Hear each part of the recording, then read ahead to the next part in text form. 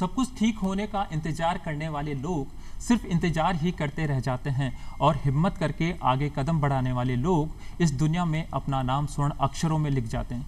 जी हाँ दोस्तों, कहा जाता है कि मेहनत का कोई विकल्प नहीं होता है, इसीलिए ईश्वर उन्हीं लोगों का साथ देते हैं जो मेहनत करने से जी नहीं चुराते हैं। इसी प्यारी सी सोच के साथ आप सभी का हार्दिक अभिनंदन और स्वागत आपके अपने पसंदीदा कार्यक्रम धरती धोरारी में। स्वीकार करें कुलदीप का नमस्कार। अक्सर दोस्तों कहा जाता है किसी भी बात को या मन में आने वाले विचारों को शब्दों के माध्यम से अभिव्यक्त करना बड़ा आसान होता है, लेकिन यही बात या विचार जब किसी कार्टून के माध्यम से अभिव्यक्त किए जाते हैं तो बहुत मेहनत करनी पड़ती है, क्योंकि तमाम कहानी का सार रेखांकित किए गए कार्टून में समाहित होता है। और आज हमारे साथ स्टूडियो में एक ऐसी शख्सियत मौजूद है जिन्होंने अपने द्वारा बनाए गए कार्टून्स में जीवन के हर पहलू को शामिल किया है और एक नई कहानी लिखी है। तो लीजिए आज आपकी मुलाकात कराते हैं प्रसिद्ध कार्टूनिस्ट राम बाबू माथुर जी से। सर, आपका बहुत बहुत स्वागत और अभिनंदन धरती धोरारी कार्यक्रम में। नमस्कार। बातचीत का सिलसिला आप शुरू करते हैं। सर, सबसे पहले हम आपकी पारिवारिक पृष्ठभूमि के बारे में जानना चाहेंगे। सर, मैं जो जन्म है मेरा वो अजमेर के अंदर हुआ 7 अक्टूबर 1952 के अंदर, जयंती नारायण सुशीला देवी माथुर के परिवार के अंदर। शुरू में प्रारंभ में मैं परिवार मेरा बहुत बड़ा है और संयुक्त परिवार के रूप के अंदर हम रहे और सबसे परिवार में मैं सबसे छोटा था। तो आप ये कह सकते हैं कि कार्टून के लिए मेरे को एक माहौल बना कि मेरे ऊपर कोई पारिवारिक जिम्मेदारी नहीं रही, तो मैंने अपने शौक़ को पूरा किया। तो सर, मैं ये जानना चाहूँगा कि कार्टूनिस्ट बनने का विचार कब और किस वजह से आया? हाँ, ये देखिए सर, जब मैं छोटा था, अब पहली बात तो ये कि मेरे परिवार में सभी की ड्राइंग बहुत अच्छी है। एक प्रकार से मुझे परिवार से ही ड्राइंग का माहौल बना। जब मैं बहुत छोटा था तो उस समय पत्र पत्रिकाओं के अंदर अखबारों के जो परिशिष्ट निकलते हैं रविवार और दूसरे, उनमें चित्र भर में रंग भरो प्रतियोगिताएँ आयोजित होती थी, तो मैं उनमें रंग भर के भेजता था और कई बार मुझे इनाम मिला और कई बार मेरा सांत्वना के रूप में नाम आता था। तो जब अखबार में पत्रिकाओं में मेरे नाम आए तो स्वाभाविक है मेरे को और खूब खुशी होती है, मेरे परिवार को भी, और मेरे मित्र वाले भी मुझे अतिरिक्त स्नेह देते, दूसरी नज़र से देखते। तो एक प्रकार से मुझे चित्रकला का शौक़ था। मेरी इस रुचि को देख के मेरे जीजाजी एक थे डॉक्टर बिहारी लाल जी माथुर, उन्होंने मुझे सुझाव दिया कि तुम कार्टून बनाना शुरू कर दो, क्योंकि कुछ चुटकुले सुनाने का या हास्य व्यंग का भी मेरे को शौक़ था और चित्रकला मेरी अच्छी थी। तो उन्होंने मुझे सुझाव दिया कि कार्टून बनाओ, उसमें काफ़ी अच्छा स्कोप है। तो मैंने धीरे धीरे फिर कार्टून बनाना शुरू किया, पत्रिकाओं में भेजना शुरू किया। शुरू में असफलता भी मिली, लेकिन मैंने हिम्मत नहीं हारी और भेजता रहा। फिर धीरे धीरे छपते गए और छपते गए और आज की तारीख में आप कह सकते हैं कि 9 से 10 हज़ार के बीच में कार्टून छप चुके हैं और 90 पत्र पत्रिकाओं में भारत के लगभग जितनी भी हिंदी की प्रतिष्ठित पत्रिका है उस समय मेरे कार्टून छप चुके हैं। सर, क्या बात है सर। इसी बात में मुझे 2 लाइनें याद आ गई, मैं अर्ज करता हूँ। सोचने से कहाँ मिलते हैं तमन्नाओं के शहर, सोचने से कहाँ मिलते हैं तमन्नाओं के शहर, चलना भी ज़रूरी होता है मंजिल को पाने के लिए।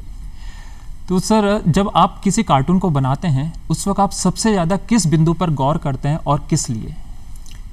कार्टून सर एक तरह से क्या है कि समाज का सुधार का काम करता है। आम लोगों की जो भावनाएं हैं, आम व्यक्ति जिस चीज़ से पीड़ित है वो खुद तो किसी बात को कह नहीं सकता है किसी भी कारण से, लेकिन कार्टूनिस्ट क्या करता है, उन आम समाज के लोगों की भावनाओं को कार्टून के माध्यम से प्रेरित करता है। तो कार्टून में इस बात का ध्यान रखता हूँ मैं कि आम आदमी की समस्याएं हो, आम आदमी जिस चीज़ को कहना चाहता है आप उसमें व्यंग करेंगे, जब कार्टून बनाएंगे तो सब उसको पसंद करेंगे, ये महसूस करेंगे कि उससे उन्हीं की भावनाओं को मैंने पेश किया। तो कार्टून में सबसे ज़्यादा ज़रूरी ये है, जिसको मैं देखता हूँ कि ये आम आदमी से संबंधित होना चाहिए, उनकी आम समस्याएं से संबंधित हो और वो बात जिसको कहनी है, सत्ता पक्ष को कहनी है या उच्च अधिकारियों को कहना है, वहाँ तक पहुँच जाए आराम से। यानी कि आपका कहने का अर्थ है कि जब भी आप किसी कार्टून को बनाते हैं तो जो आम जीवन होता है उसके अनछुए पहलू को आप सबसे पहले पकड़ते हैं। हाँ, उसके बाद कार्टून में केवल हास्य कोई नहीं देखा जाए, हास्य तो कार्टून के लिए ज़रूरी है, लेकिन साथ में एक संदेश जाना चाहिए।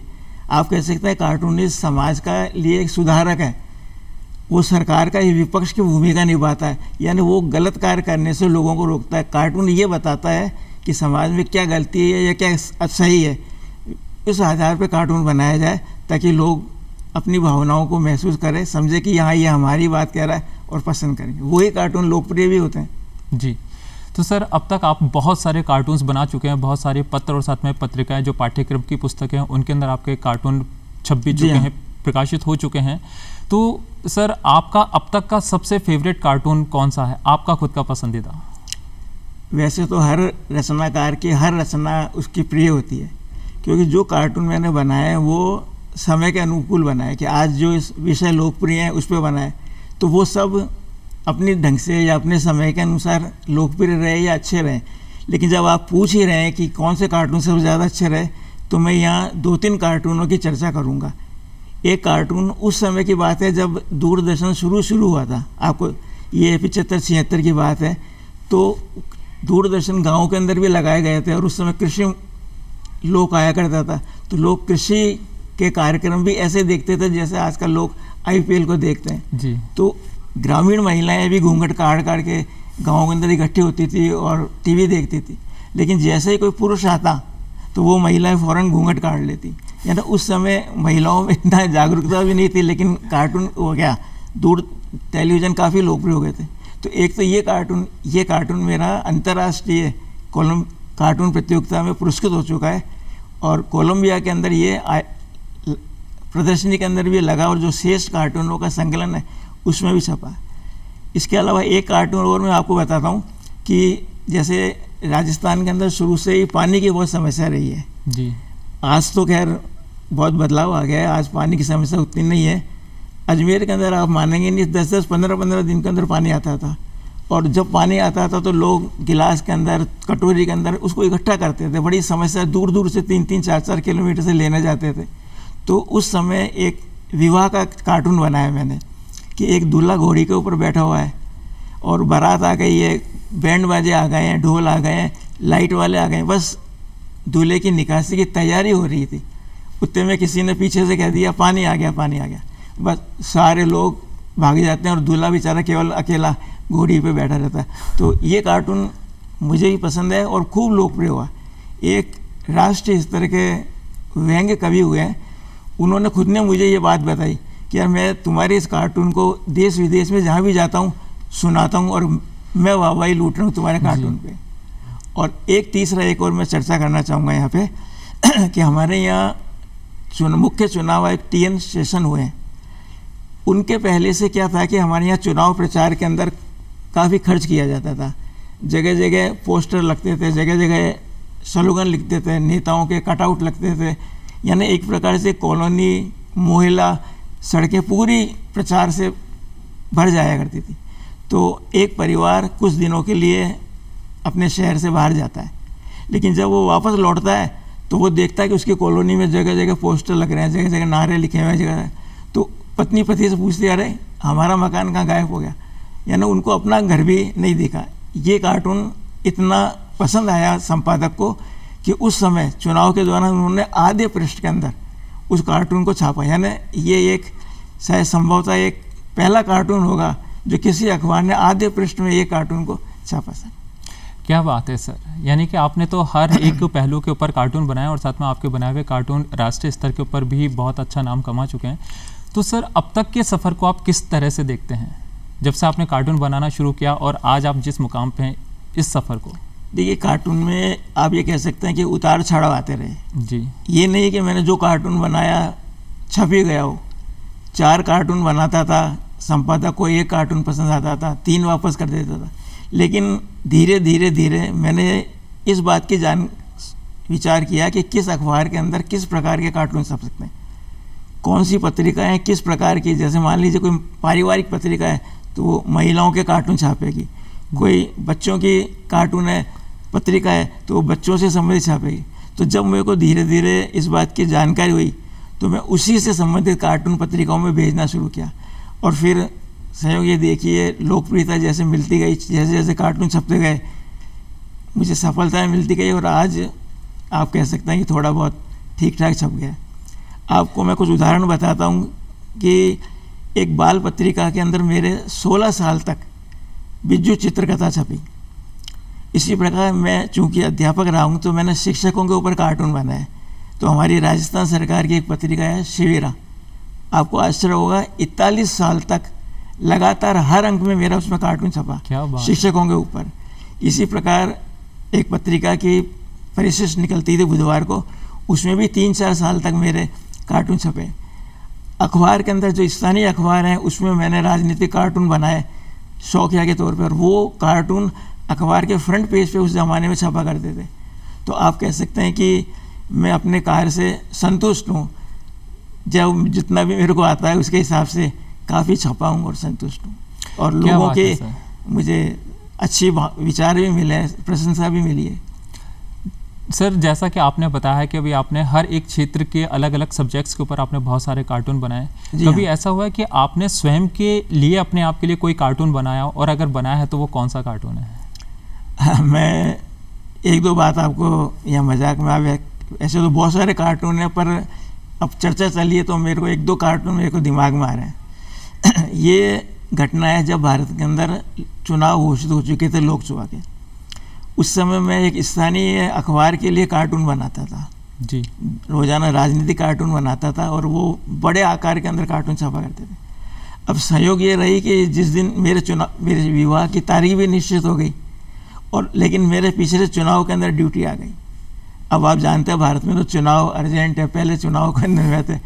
तो मैंने एक कार्टून ये बनाया कि दूल्हे की निकासी निकल रही है और दूल्हे घोड़े पे दूल्हे की जगह उसकी फ़ोटो लगा दी गई है, और पंडित कहता है कि क्या कह रहे हैं साहब, दूल्हा चुनाव में लगा हुआ है तो इसलिए उसकी फ़ोटो से निकासी लगा दी। तो ये आप कह सकते हैं आप मेरे से ऊपर ही है या मेरे से संबंधित ही है।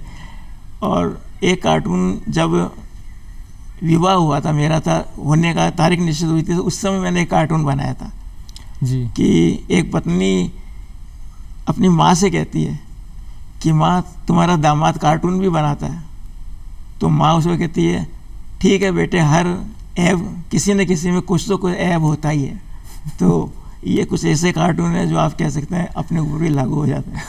क्या बात है सर, आपके तो मतलब बनाए हुए कार्टून्स के अंदर आम इंसान की जो हल्की फुल्की नोकझोंक होती है वो भी कहीं ना कहीं परिलक्षित होती है। वैसे आपके हिसाब से कार्टून क्या है, अगर एक लाइन में इसे अगर व्याख्या करनी पड़े तो? आप ये कह सकते हैं कि कार्टून किसी भी घटना के प्रति वैचारिक प्रतिक्रिया है। यानी जो समाज में घटना घटी है या कुछ बात हुई है, व्यक्ति उसके बारे में क्या प्रतिक्रिया व्यक्त करता है, वो एक वैचारिक प्रतिक्रिया है। अगर अपन एक लाइन में तो आप यही कह सकते हैं, अगर आप विस्तार से अंदर इसमें जाएं तो कई लोगों ने इसके बारे में ये कहा है कि ये कला और विचार का संगम है, क्योंकि कार्टून में जहाँ चित्रांकन का महत्व है वही विचार का भी महत्व है। तो दोनों को मिलके कार्टून बनता है। अखबार की दृष्टि से अगर आप एक लाइन में कहें तो आप कह सकते हैं कार्टून अखबार का संपादकीय है।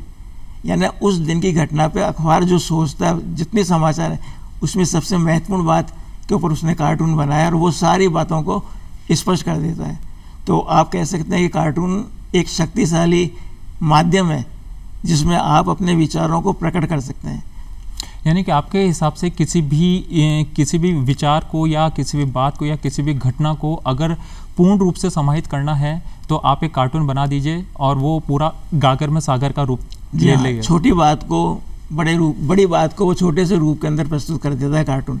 जिस बात को कहने के लिए आप कह सकते हैं कि किसी नेता को घंटे लग जाता है भाषण देने में, किसी लेखक को लिखने के अंदर कई पृष्ठ गंवाने पड़ जाते हैं, यानी ज़्यादा समय, लेकिन कार्टून उस बात को कुछ मिनटों के अंदर एक कागज़ के अंदर छोटे से हिस्से के अंदर कह देता है।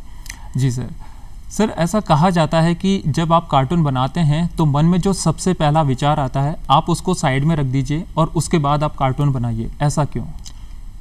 एक हमारे भारत के अंदर एक बहुत ही वरिष्ठ कार्टूनिस्ट हुए हैं आर के लक्ष्मण जी।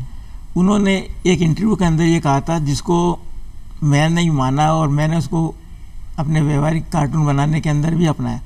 वो ये कहते थे कि जब भी आप कार्टून बनाने बैठें और आपके दिमाग में कोई आइडिया आए तो आप पहले आइडिया को कभी भी मत पकड़िए, क्योंकि वो एक प्रकार से प्रलोभन है, वो आपको खराब कार्टूनिस्ट बना देगा।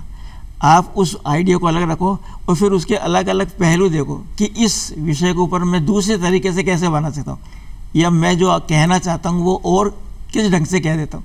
तो जब भी आप 3-4 बार सोचेंगे तो ये एक निश्चित है कि वो पहले से श्रेष्ठ होगा। तो कार्टून के लिए ज़रूरी है कि जब आप किसी पहले आइडिया आए तो उसको आप एक तरफ रखिए और फिर आप दूसरे आइडिया। यहाँ मैं आपको जैसे एक उदाहरण देता हूँ कि सब्जी की दुकान के ऊपर मैं गया जी, तो मान लीजिए प्याज के भाव बहुत बढ़े हुए हैं, तो एकदम प्याज के भाव बढ़ने में मेरे दिमाग में आता है कि यार इस पर क्या कार्टून रहा है। तो आप ये कह सकते हैं कि 250 रुपये 300 रुपये किलो प्याज है। तो एक महिला अपने पति से कहती है कि बेटी के ससुराल जा रहे हैं, चलो 2 किलो प्याज ले चलते हैं, है ना। तो अब ये तो एक पहला हल्का ही भूल के है। फिर आप सोचिए कि यार ये तो गाय है और अपन कौन से ढंग से कह सकते हैं प्याज। तो आप ये कह सकते हैं कि वो महिला सब्जी वाले से कहती है कि मुझे 1 प्याज दे दो, मेरा दामाद खाना खाने आ रहा है। तो जब आप कार्टून को अलग अलग दृष्टिकोण से देखेंगे तो निश्चित रूप से वो उसमें निखार ही आएगा। सर ऐसा कहा जाता है कि अभिव्यक्ति की आज़ादी सबको है, तो जो एक कार्टूनिस्ट होते हैं वो इस अभिव्यक्ति की सीमा रेखा में आते हैं या इससे बाहर होते हैं? हाँ, वैसे तो कार्टून के लिए कोई सीमा रेखा नहीं है, किसी भी विषय के ऊपर कार्टून बनाता है। लेकिन इसका ये मतलब नहीं है कि वो स्वच्छंद है, वो चाहे जिसके ऊपर कार्टून बना दे। समाज में नैतिकता भी कुछ चीज़ होती है, कुछ ऐसे विषय होते हैं जिस पर कार्टून को अपनी कलम चलाने से बचना चाहिए। जैसे आप कह सकते हैं कि धर्म है, कार्टूनिस्ट को धर्म के ऊपर कार्टून नहीं बनाना चाहिए। किसी व्यक्ति के व्यक्तिगत चरित्र के ऊपर कार्टून नहीं बनाना चाहिए। समाज के अंदर जो विकलांग है, असहाय है, उनके ऊपर कार्टून नहीं बनाना चाहिए। तो कार्टून की स्वतंत्रता तो है, अभिव्यक्ति की आज़ादी तो है, लेकिन उसके साथ ही साथ कुछ सीमाएं हैं। उन सीमाओं में रह के कार्टूनिस्ट को अपने कलम चलानी चाहिए। यानी कि आप ये कहना चाहते हैं कि मन में आने वाले विचारों को आप कार्टून के माध्यम से रेखांकित कर तो सकते हैं, पर किसी की भावनाएं आहत ना हो, इस चीज़ का भी ध्यान रखना बहुत ज़रूरी है। ध्यान रखा जाए। जी सर, अक्सर ही कहा जाता है कि जब एक कार्टूनिस्ट कार्टून बनाने के लिए बैठते हैं तो कई बार उन्हें बहुत सारी आलोचना का शिकार भी होना पड़ता है और कई बार उन्हें ढेर सारा सम्मान भी मिलता है, बहुत सारी तारीफ भी मिलती है। तो आपके जीवन का कोई एक ऐसा पहलू जब आपके जीवन के अंदर बहुत सारी तारीफ मिली हो, आपको बहुत सारे मतलब सम्मान मिले हों, वो पल आप अगर हमारे साथ साझा करना चाहें? अपने लंबे कार्टून बनाने के दौरान मेरे कुछ समय ऐसे कई अवसर आए हैं जब आपको शिकायतें मिली है, आलोचनाओं का सामना करना पड़ा है। कुछ लोगों ने तारीफ़ भी करी है और कुछ लोगों ने फ़ोन करके कहा कि यार ये क्या कार्टून बना दिया, ये अच्छा कार्टून नहीं है। अब जैसे एक उदाहरण बताता हूँ कि ये भी उस समय की बात है जब मैं एक अखबार के लिए कार्टून बनाता था और उस समय भी चुनाव घोषित हो चुके थे। चुनाव आप कह सकते हैं कार्टूनिस्टों के लिए एक त्यौहार है, एक बहुत अवसर मिलता है जहाँ वो कई तरह से कार्टून बना सकते हैं। तो चुनाव घोषित हो चुके थे, प्रचार जोरों पे था। तो एक राष्ट्रीय स्तर के हमारे नेता हैं, वो अजमेर में चुनाव प्रचार के लिए आए। अब संयोग ये रहा कि अजमेर के पास एक क्षेत्र था जहाँ से उनका साला चुनाव लड़ रहा था। अब उन नेताओं ने अजमेर में उनका उम्मीदवार खड़ा था दल का, लेकिन वहाँ उन्होंने भाषण नहीं दिया। उन्होंने जहाँ उनका साला था वहाँ पे भाषण दिया। तो उस समय मैंने एक कार्टून बनाया और उस पर एक टिप्पणी लिखी कि सारी खुदाई एक तरफ, जोरू का भाई एक तरफ। तो सहयोग ये रहा, जिस दिन अखबार में कार्टून छपा उसी दिन वो अजमेर के अंदर से बड़े नेता, तो संपादक बड़ा एकदम घबरा गया, फ़ोन करके बुलाया और कहा कि अरे माथुर साहब, आपने कार्टून तो बहुत अच्छा है लेकिन आज आपने ये बनाया यार, वो देखेंगे तो क्या है। तो कई बार ऐसे अवसर आते हैं जब आपको बड़ी आलोचनाओं का सामना करना पड़ता है। आपने तारीफ़ करने की बात कही कि अजमेर में कवि सम्मेलन हुआ था जी। और कवि सम्मेलन में जब दिन में जहाँ कवि लोग बैठे हुए थे वहाँ पर मैं उनसे मिलने गया, क्योंकि कवि सम्मेलन में जाने का शौक़ रहा है मेरे को। तो वहाँ बाल कवि बैरागी से मेरा मिलना हुआ, बाद में उनसे मेरे काफ़ी अच्छे पत्र व्यवहार भी हुए। तो मैंने उस समय जो मेरा एक कार्टून छपा था पत्रिका में, उस पत्रिका को मैंने उनको दिखाया और कहा देखो सर, मैं कार्टून बनाता हूँ और मेरे ये कार्टून छपे। तो उनको बड़ा अच्छा लगा। अब रात को कवि सम्मेलन था और उस समय अटल बिहारी वाजपेयी जी हमारे विदेश मंत्री थे, वो मुख्य अतिथि के रूप में उस कवि सम्मेलन में आए। आप देखिए रात को 2-2:30 बजे जब पहला मध्यांतर हुआ तो कई लोग मंच के ऊपर पहुँच गए और वाजपेयी जी को बधाई देने लगे हो गए। बाल के भी बैरागी भी वहाँ पास खड़े हुए, तो मैं भी एकदम मंच के ऊपर चढ़ गया और एक डायरी लेकर कहा सर आपके ऑटोग्राफ दे दीजिए। तो बाल के भी बैरागी ने अटल जी को मेरा परिचय कराया कि ये बच्चा कार्टून बनाता है, तो उन्होंने कहा अच्छा, और उन्होंने वाजपेयी करके ऑटोग्राफ दे दी। यानी मेरे जो कार्टून है वो उन तक भी पहुँचे कि मैं कार्टून कैसे बनाता हूँ, या उन्होंने प्रशंसा करी बाल के बैरागी ने अटल जी को। तो इसके अलावा शिक्षक के अंदर जैसे मैंने आपको बताया कि शिविरा पत्रिका में 41 साल तक मेरे कार्टून छपे जी। स्वाभाविक है वो सारे शिक्षकों से संबंधित थे। बिल्कुल। तो जो भी मेरे बॉस रहे हैं या शिक्षा विभाग के उच्च अधिकारी हैं वो सब मुझे समय समय में बताता यार तुमने ये कार्टून बहुत अच्छा बनाया है, सही है। एक बार मैंने उस शिविरा के लिए कार्टून बनाया था कि जो महिलाएं होती है अध्यापिकाएं वो स्कूल के अंदर स्वेटर बुन लेती है, तो वो कार्टून छप भी गया जी। और हमारे डायरेक्टर साहब को इतना पसंद आया कि उन्होंने फिर एक आदेश निकाल दिया कि स्कूल के अंदर स्वेटर बुनना मना है। तो हर तरह के अच्छे भी मिले हैं कार्टून के बारे में प्रतिक्रिया और आलोचना भी मिली। सर स्पेशली जब आप बच्चों के लिए कार्टून बनाते हैं या बच्चों को ध्यान में रखते हुए किसी कार्टून को रेखांकित करते हैं तो उस वक्त सबसे पहला विचार आपके मन में क्या आता है? देखिए अगर अपन देखें तो बच्चों के लिए कार्टून बनाना सबसे मुश्किल है अगर देखा जाए। कारण ये है कि आपको बच्चों की मनोदशा को ध्यान में रखना पड़ेगा जी। आप जो कार्टून बना रहे हैं जिस उम्र के बच्चे के लिए बना रहे हैं उन बच्चों तक वो बात पहुंच भी रही है नहीं रही, उनको पसंद भी आ रही है नहीं आ रही है। तो जब भी मैंने बच्चों के ऊपर कार्टून बनाए कई बार मैंने मूल का बिना शब्दों वाले बनाए, आप कहते हैं अमूक कार्टून जिनमें शब्द नहीं लिखे हुए रहते हैं, मूक कार्टून और केवल चित्रांकन के द्वारा रेखांकन के द्वारा व्यंग्य सूचता है।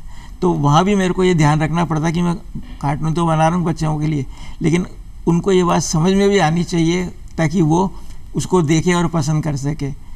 यहाँ आप कह सकते हैं कि एक बच्चों की एक चित्रकथा बनाई मैंने बिज्जू, 16 साल तक वो एक पत्रिका में छपी। उसका कारण यही था कि वो उस पत्रिका के अनुकूल छपे, तो संपादक भी ने भी लगातार जब तक चली पत्रिका वो कार्टून छापे। तो आप कह सकते हैं कि बच्चों के लिए उनकी मनोदशा के अंदर जाकर कार्टून बनाने पड़ते हैं। क्या बात है सर, इसी बात पे 2 लाइनें याद आ गई कि कार्टून कैरेक्टर को देख कर के आती है मुझे हंसी, कार्टून कैरेक्टर को देख कर के आते ही है मुझे हंसी और मेरे दिल में आज भी बचपन की यादें हैं बसी। क्योंकि कहा जाता है कि बच्चे मन के सच्चे, और साथ में जब बच्चों के ऊपर कार्टून बनाना होता तो निसंदेह उनके हर एक मनोभाव को समझना भी बहुत मुश्किल कार्य होता है। आज वर्तमान में बहुत सारे सब्जेक्ट्स हैं, अगर आपको आज वर्तमान में किसी एक सब्जेक्ट पे कार्टून बनाने को कहा जाए तो आप किस विषय को चुनना पसंद करेंगे? जैसे मैंने आपको बताया कि कार्टून का उद्देश्य केवल हंसाना ही नहीं है, बल्कि समाज के अंदर जो विसंगतियाँ हैं या जो समस्याएं हैं उसको सरकार या उच्च अधिकारी तक पहुंचाना है। तो आज जिस चीज़ की समस्या है या जिस बात से आम आदमी पीड़ित है, स्वाभाविक है मैं उस विषय को लेना चाहूँगा। तो आप कह सकते हैं महंगाई को ऊपर आप कार्टून बनाते हैं तो वो ज़्यादा प्रभावशाली होता है, और मैंने इसके ऊपर बनाए भी। अगर आप चाहें तो मैं जैसे आपको 1-2 उदाहरण देता हूँ कार्टून के ऊपर कि एक आदमी मान लीजिए पेट्रोल भरवाने जाता है, तो अब आप कैसे बताएंगे कि भाई पेट्रोल का भाव सही नहीं है, ज़्यादा है। तो पेट्रोल पंप के ऊपर एक बोर्ड लगा रखा है कि यहाँ पेट्रोल भरवाने के लिए बैंक की लोन की सुविधा है, तो आपने ये बात उसको संकेत बता दिया। या दूसरा व्यक्ति कह रहा है कि यार मैंने अपने बीवी से कहा है कि मैं तेरे को हवाई जहाज में बैठा के पूरे यूरोप की सैर करा सकता हूँ, पर गाड़ी के अंदर मैं लॉन्ग ड्राइव के अंदर नहीं ले जा सकता। तो आप देखिए जो कार्टून है आज महंगाई के ऊपर सभी व्यक्ति त्रस्त हैं, तो उसी पे मैं कार्टून बनाना पसंद करूँगा। आपके द्वारा बनाए गए सभी कार्टून्स को राष्ट्रीय स्तर के ऊपर, राज्य स्तर पे, अंतर्राष्ट्रीय स्तर के ऊपर बहुत तारीफ मिली है, वाहवाही मिली है। मैं जानना चाहूँगा आपके परिवार में किस मेंबर के द्वारा सबसे ज़्यादा आपको तारीफ मिलती है जब आप किसी कार्टून को बनाते हैं और जब वो पब्लिश होता है? वैसे तो आप ये कह सकते हैं कि परिवार का हर सदस्य, अगर आपके परिवार के किसी सदस्य का कुछ रचना छपती है, नाम अखबार में आता है, तो परिवार के सब सदस्यों को खुशी होती है या गर्व महसूस होता है। लेकिन यहाँ बताना चाहूँगा कि मेरी जो माताजी थी उनको बहुत प्रसन्नता होती थी। मैं भी जो जब पत्रिका वगैरह आती थी उस समय, तो मैं उनको बताता कि देखो मेरी मदर बीमार रहती थी वो, तो मैं उनको बताता कि देखो ये कार्टून छपा, तो उनको बहुत प्रसन्नता होती कि देखो मेरे बेटे का नाम अखबार में आता है, पत्रिकाओं के अंदर आता है। फिर उसके बाद क्या हुआ कि मैं चित्रकथा बनाने लग गया जी। जैसे मैंने आपको, तो मेरी 2 चित्रकथाएँ बिज्जू और पारो, ये मेरे भांजे और भांजियों के नाम पे बनाए गए। क्या बात है। तो जब भी ये कार्टून छपता तो उनको भी बड़ी उत्सुकता रहती कि देखें इस बार मेरे ऊपर उन्होंने क्या कार्टून बनाया, तो उनको भी बहुत प्रसन्नता होना स्वाभाविक है। तो आप कह सकते हैं कि सबसे ज़्यादा तो मेरी माताजी को होती थी, और बाकी पूरे के परिवार के जो सदस्य हैं वो भी गर्व महसूस करते थे या खुशी होती। जी। अगर सर किसी को कार्टूनिस्ट बनना हो तो इस कार्टूनिस्ट बनने के लिए किसी डिग्री की ज़रूरत होती है, या ये कार्टून बनाने का गुण जन्मजात ईश्वर प्रदान करते हैं? हाँ, ये आपने सवाल बहुत अच्छा पूछा और कई लोगों ने मेरे से इस बारे में जानकारी चाहिए। देखिए, कार्टून के अंदर 2 बातें हैं जी। एक तो होता है कार्टून के अंदर चित्रांकन, यानी कार्टून बनाने वाले कार्टूनिस्ट की ड्राइंग अच्छी होनी चाहिए, उसको चित्र बनाना आना चाहिए ताकि वो पात्रों को बना सके। दूसरा है उसके अंदर सेंस ऑफ ह्यूमर होना चाहिए, किसी भी विषय के ऊपर हास्य मनोवृत्ति उस व्यक्ति में होनी चाहिए। अब ये दोनों गुण एक व्यक्ति में हो नहीं सकते।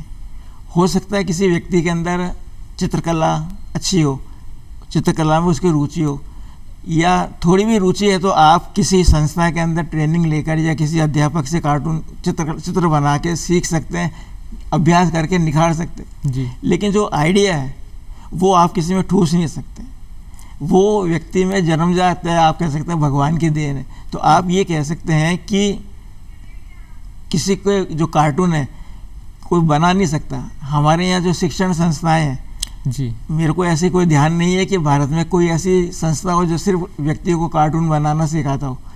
हाँ, जितनी भी ड्राइंग की संस्थाएं हैं, चाहे वो जे ऑफ आर्ट्स है, मुंबई की है, या कलकत्ता के अंदर है, बंगाल के अंदर है, पूना के अंदर है, दिल्ली में, ये जितनी भी ड्राइंग के संस्थान है वो केवल चित्रकारी सिखाते हैं। आइडिया के लिए तो व्यक्ति को खुद को ही आप कह सकते हैं जन्मजात गुण होना चाहिए। जी, आपका कहना है कि ईश्वर के द्वारा तो ये जन्मजात गुण होता है। इसके अलावा अगर इस क्षेत्र में अगर किसी को आगे बढ़ना हो तो जो अनुभवी लोग हैं उनके सानिध्य में रह करके इस कला को और निखारा जा सकता है। हाँ, आप ये कह सकते हैं कि जैसे आइडिया है वो जन्मजात तो है, लेकिन फिर भी आप कुछ ऐसे तरीके हैं जिससे आप उसमें अपने आप को विकसित कर सकते हैं। लेकिन इसके लिए शर्त ये है कि उसमें रुचि होनी चाहिए कार्टून बनाने की। आप अखबार पढ़कर अपने या अखबार के अंदर पत्रिकाओं में ये देखें कि आज कौन सा कार्टून छपा है या इन दिनों किस विषय की चर्चा है जिस पे कार्टून बन रहा है जी। अब आप उस कार्टून को देखें और फिर सोचें यार इसको अपन बनाते तो क्या बनाते।